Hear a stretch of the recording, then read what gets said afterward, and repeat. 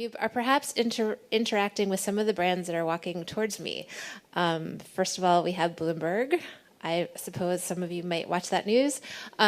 We have Greg, who's possibly single-handedly responsible for my most addictive online experience, which is called High Maintenance. Thank you very much. Thank you. From Vimeo, High Maintenance is a show that people in this room are watching High Maintenance. Do you know what this is? Greg, you're going to have to. Oh, I'll tell them all about it. I will tell everybody about it. Don't worry about that.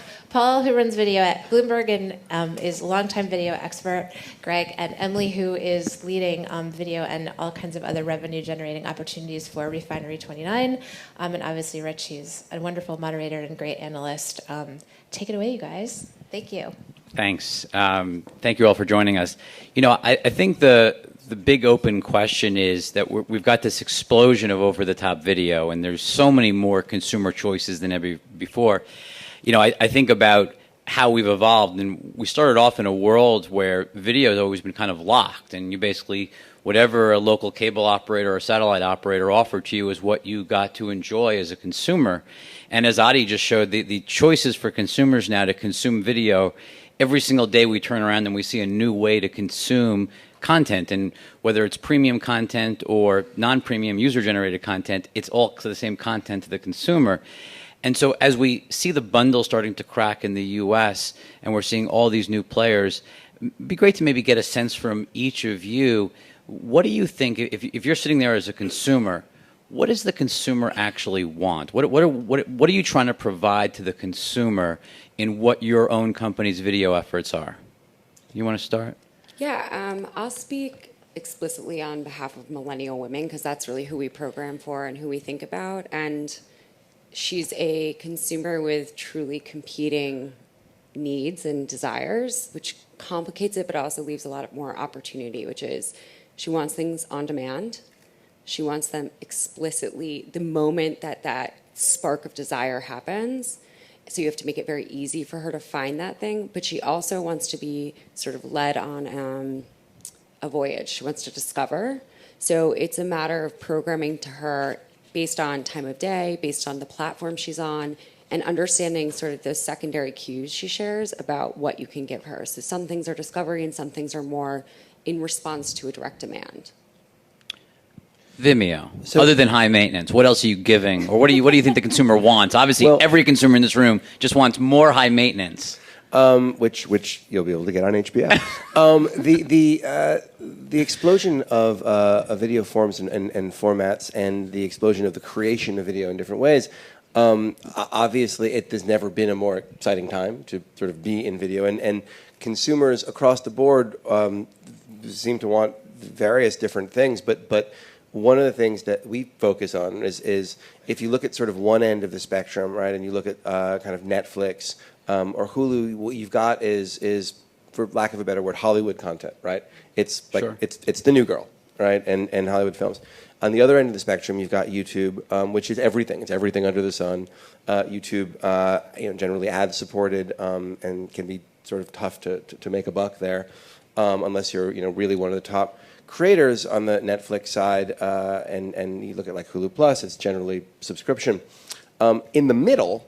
Right. What we're finding is a vast quantity of high-quality premium video that it's hard to find at either end of the spectrum that consumers are actually willing to pay for. Right. There's one of the and by pay for, let's just be explicit, meaning transactionally. I mean transactionally pay for. I mean this film costs $5 to rent, or this thing costs $2 to buy, or I can subscribe for $2 a month to this particular creator.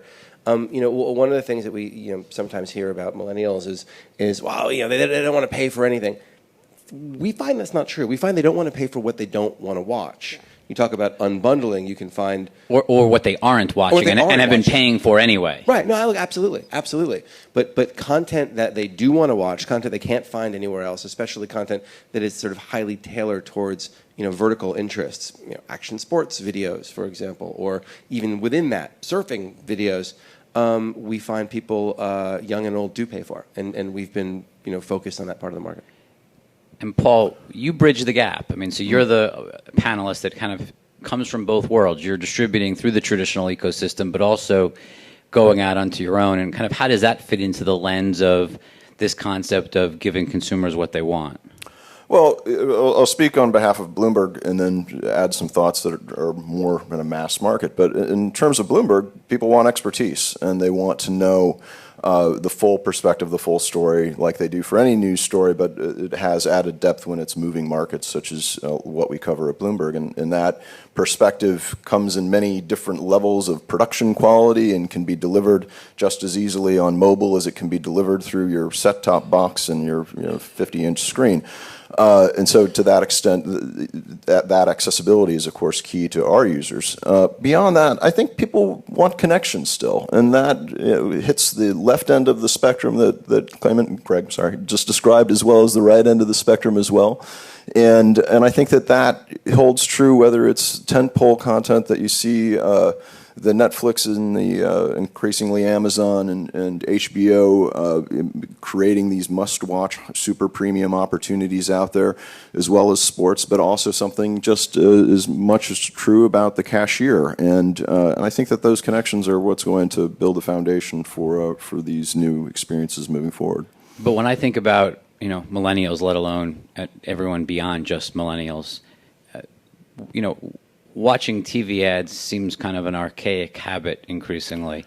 And so, in a world where nobody wants to waste time watching ads, just like they don't want to pay for things they don't watch, we've got models like Netflix where there are no ads, Amazon where there are no ads, Greg's model where I'm paying discreetly to avoid advertising.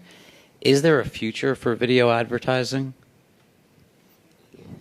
I mean, I think the truth of the matter is that brands underwrite incredible content, and they have since the TV set was turned on, right? So the idea that we are going to continue to be able to create content that has the quality and quantity that we see today without advertisers in the model is unrealistic. I think the mechanism through which that advertiser message is delivered changes for sure. So meaning I won't have to watch 30-second spots with cars driving around mountains. Right. So a lot of the conversation about around viewability right now and all of these things that I think we're all a little bit in a frenzy about goes away when you start solving for the real problem, which is millennials in particular are blind to those banners. They find a way to get around that message. So baking it in and making it less like a commercial and more like a service using data and better creative, I think is probably the future and not so far off. And that's how we work with advertisers. For the most part, yes, our business is a premium business. That being said, and we don't have ads. We don't have pre-roll ads in front of our videos. But we do work with advertisers to create original content. And we find advertisers from Intel to American Express to whomever who are interested in creating. Now, in our case, it's often short films, and they're interested. How hard is that for the brands to do at scale? It's hard. It's not. It is much easier to scale a pre-roll buy for certain. And look, there's obviously still tremendous value in television advertising. I mean, what is it, number 83% of primetime schedule is still watched live for better or worse, and you can't launch a film, a major motion picture, without a TV buy where there's a big, beautiful trailer that is that fills the screen. But there are an increasing number of advertisers who are in the content creation business. Everybody always sort of points to like Red Bull as an example of someone who's been doing it for a long time. But there are a lot of others. I mean, Marriott, for example, the hotel chain, has a content studio, right? And they make short films, and they produce content. There's another major CPG company that's about to launch one. And it is to your point about doing it at scale, it does take time and effort to create content, whether you're a brand or whether you're an individual creator. But we're seeing sort of a flood of brands move into that space. I think you guys are seeing the same on your end for sure. I don't think there's any underestimating or overestimating, I should say, about how much attention is being added to the world through the mobile experience. And it was captured a bit in one of the prior presentations, just in terms of how much viewing time we're all experiencing. I got a 6 Plus. I don't know if anybody else has done that yet. I got it because of my increasingly weak vision, but it's now my first screen. I watch more sports on the 6 Plus. I watch more content, more video on the 6 Plus than on any other screen that I have. And at that massive scale, I don't see any other path that wouldn't include video advertising in the molecular form of the 15-second mid-roll, pre-roll, wherever the thing sits. That is just an entry point for virtually any advertiser, and certainly something that can be addressed within virtually any context, whether it's a live streaming personal service or some sort of premium destination environment. And so the marketers are not going to abandon their 60-year love affair with video anytime soon, and that's always going to yield exciting opportunities for folks who want to get content out there. Evan picked an awesome week for this event because it comes just after the new fronts and just after the TV upfronts. And so we got to listen literally last week to a whole host of television executives explain why they shouldn't buy digital. You had a great video on that, your little mashup. They have literally explained why buying Refinery 29 content or Vimeo content or any of these people's content, generically, the online world is a mistake. From viewability to its non-premium to I could go through a whole host of issues. It was like the 10 plagues of online video last week of why TV should continue to be a little cowboy math. Cowboy math I love that. was Turner. No, but I mean, literally, they're trying to convince an entire world of ad buyers of why not to shift dollars to digital and mobile. What are they? A, what are they so afraid of? And B, what should the brands know when they think about the comparison between TV and digital?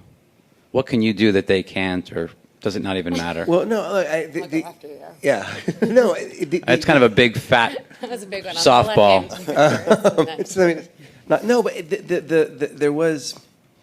There are sellers of sort of linear media that are more or less, that at least seem or sound more or less scared.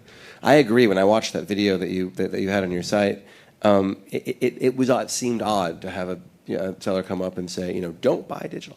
That being said, one of the things that I think a lot of them were alluding to is the fact that the viewability issue, right, when it comes to online video and online ads in general, which is a real one.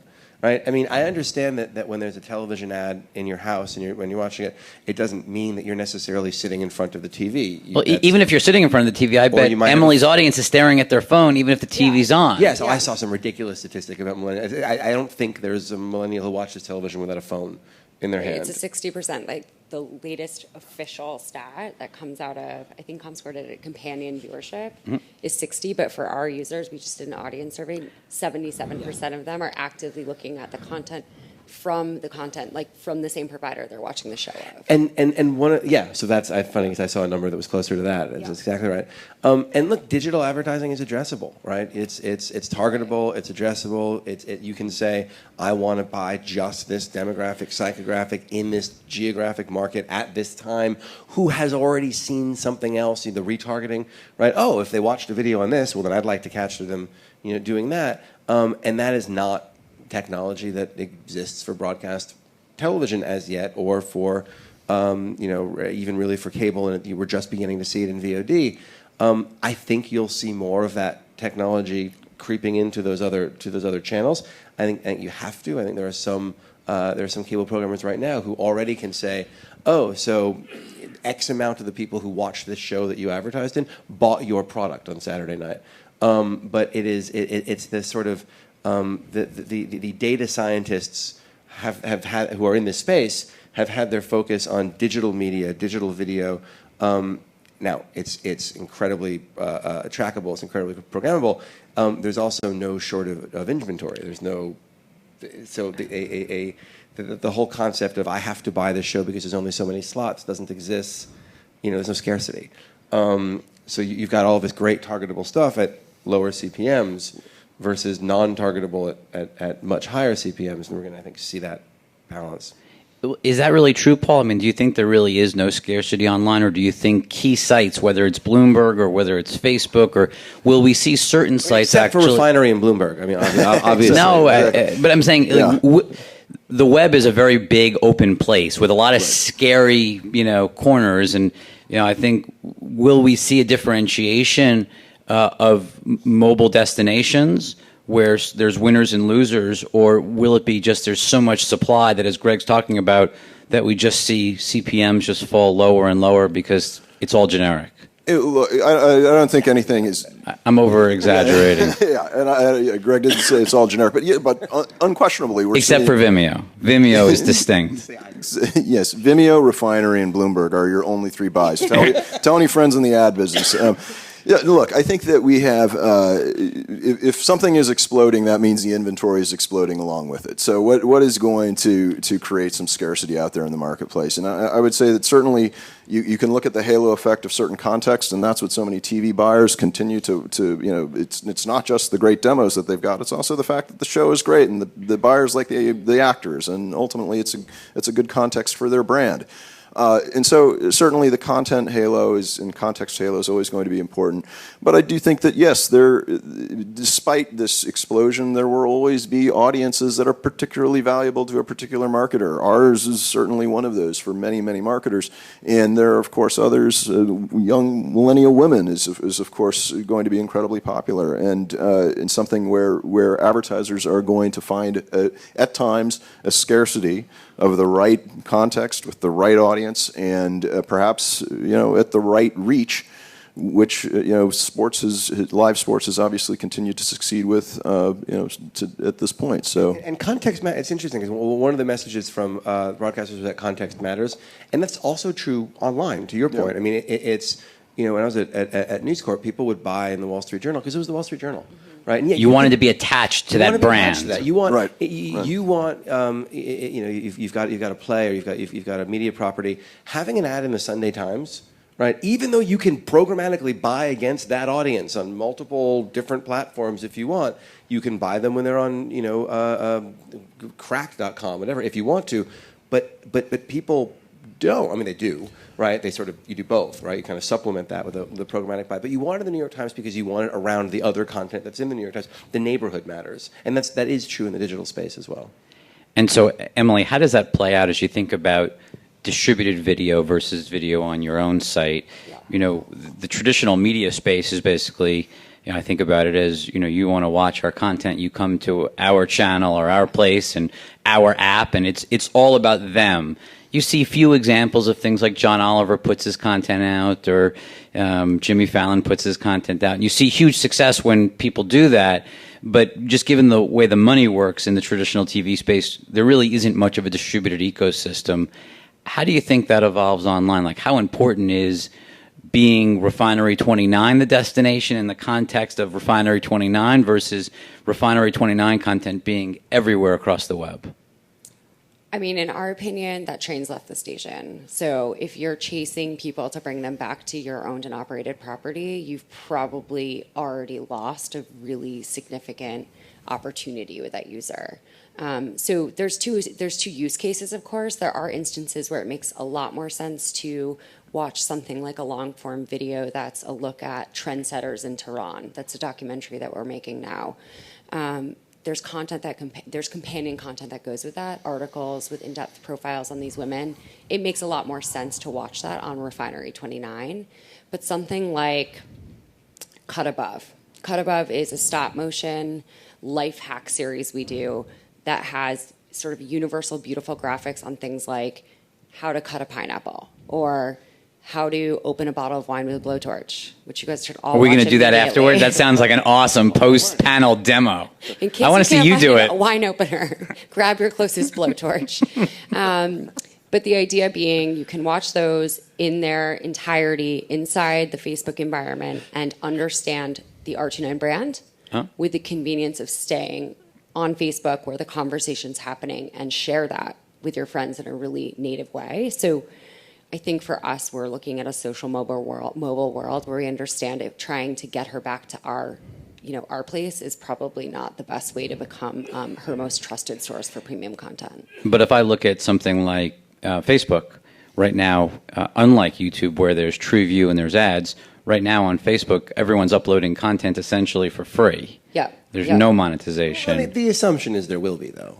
No, I understand, but in talking about distributed networks, right now Facebook's got an awesome model. They sell ads all around the content and make 100% of the revenue and don't share it. I mean, a great model for Facebook. It's a good model for them. Yeah. Yeah, but I think that the understanding is that there will be, and the sort of rumblings that you hear, or that there will be. Now, you're right. Today there's not, and they make and keep everything. But cut to a year from now, or even 6 months from now, I don't think that'll be true.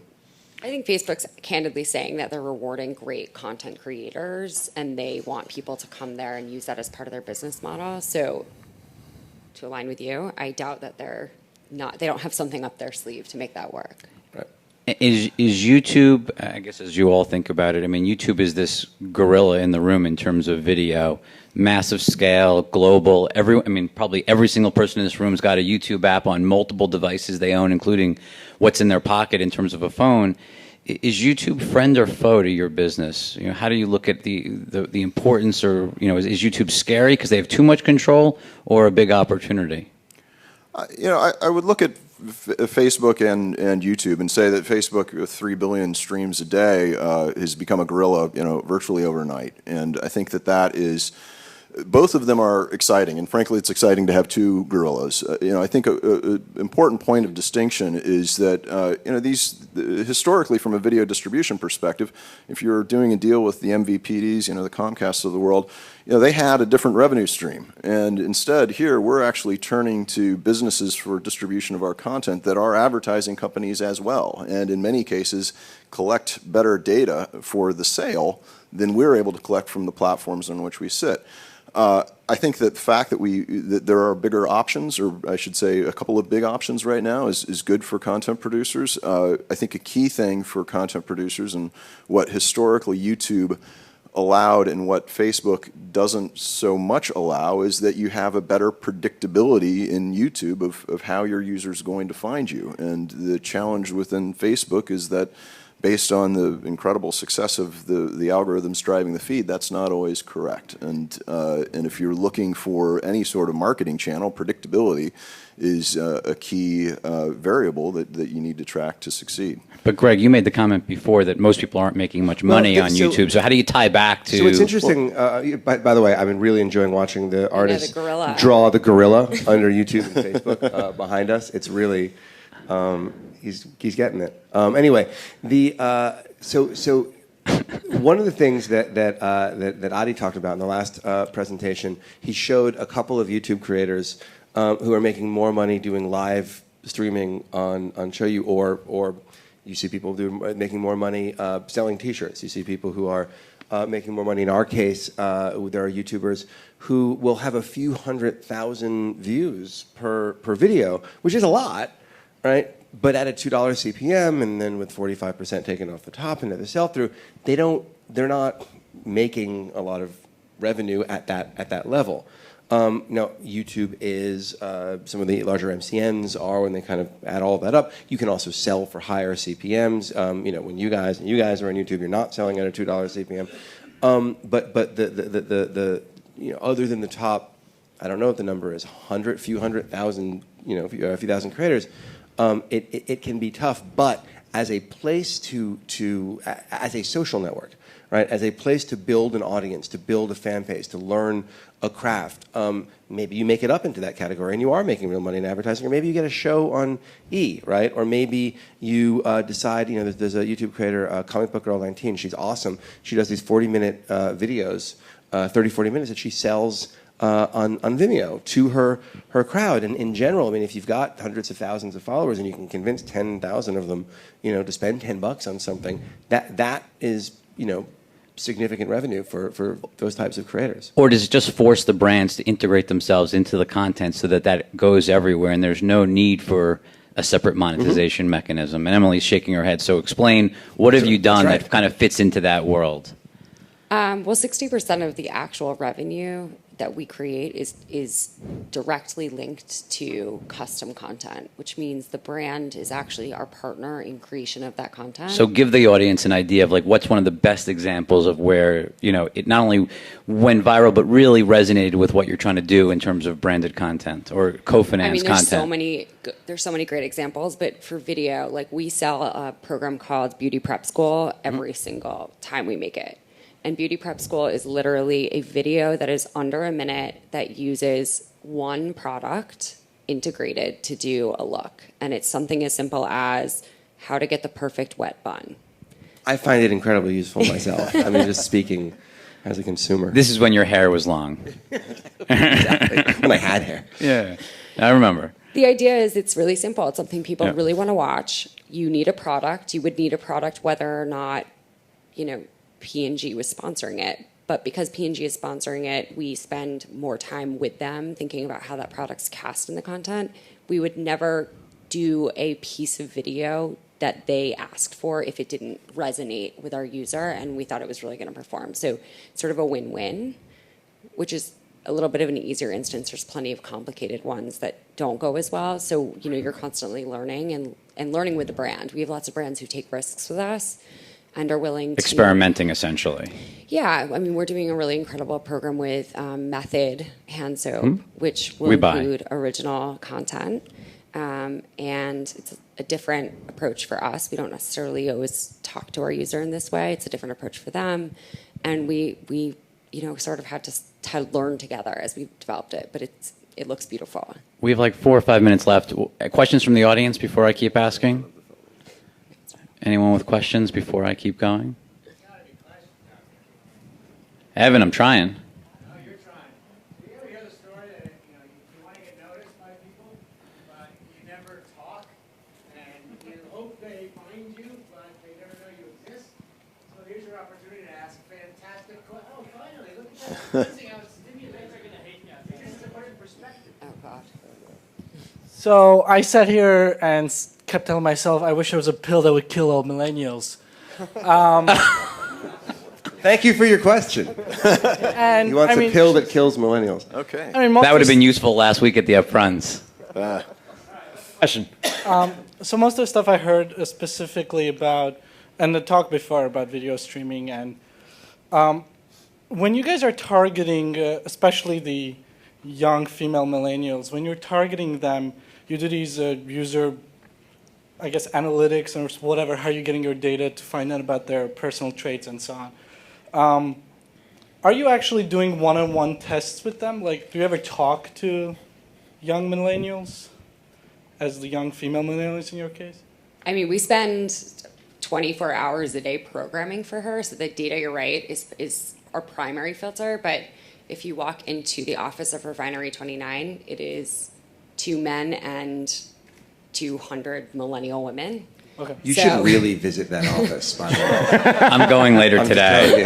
Everybody come on by. It's worth going. No, I'm exaggerating, but yes, we definitely lean on our own staff to be sort of ear to the ground. And then we just finished a 6-month insights sort of study that was custom funded by us. We went into the homes of millennial women, so we do more broad editorial scrapes. But actually, the best, most candid conversation we have with them is in our comments. Anyone who has seen any of the videos that we created about transgenders in America, the comments are very powerful, very opinionated, and they say everything about how our users feel about that video.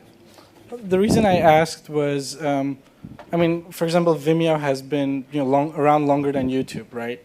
And has been some couple of months longer or something like that. And I think I've been watching Vimeo footage, Vimeo content for years now, and it's the highest quality, beautiful, etc. Right? And it comes out that I'm actually a millennial. But anything you guys were when did you discover you were a millennial? I had to Google the dates actually just now to find out if I'm a millennial or not. But anything that I've been hearing today concerning millennials specifically, it's just like it flies over me, right? And Vimeo, for example, for me is not targeted towards millennials. Are you guys thinking that your users create content that's just good content? Like, we're a photo company, so we like good content, Yeah, no, it's funny that our filter is sort of great content. You know it when you see it. We're not necessarily targeting content towards millennials or any. Well, that's awesome. I thank your mom for me. But she's not a millennial. But I think one of the reasons that we talk about millennials so much just when we're up here or in the upfronts or in the new fronts is because of advertisers and because that is the main group that advertisers are targeting, and that's such a large percent of the population. But the content that we have on Vimeo, to your point, is all. I mean, there's heartbreaking documentaries, and there are instructional yoga videos, and there's YouTubers who are creating content and selling it too. But it's really across the board. It's not targeted necessarily toward any one demographic. Any last questions from the audience? Oh, one more. Can we take one more? Yes. Now that you incited everybody. Go. In the back left. No, use a mic for the video. There you go. You're going to be famous for this question. Depends on the question. So my question is, in the linear world, we have Nielsen as the basic currency of advertising and measuring it. And how close do you think the online world is to agreeing on a standard metric? Or are we never going to get there because you're going to have different metrics catered to different audiences? Oh, Emily's excited to take this one, I can tell. Online metrics for monitoring or monetizing eyeballs. I think first is agreeing upon a model that you would actually measure. So right now there's so many experimental models around the monetization of video that are being developed in real time. I don't know if you guys saw it today. There was a great Digiday article about all of the different ways that publishers, new media publishers, they use Mike as an example, they're first creating hits and then they're sort of retrofitting what the ad model to that hit would be based on how people are watching it, where they're watching it, and what they're doing with that content. So until we agree upon a model, I think it's really hard to say there's going to be some uniform agreement on measurement. Yeah, it's all over the map, I think is what you're saying. Yes, that's what I was saying.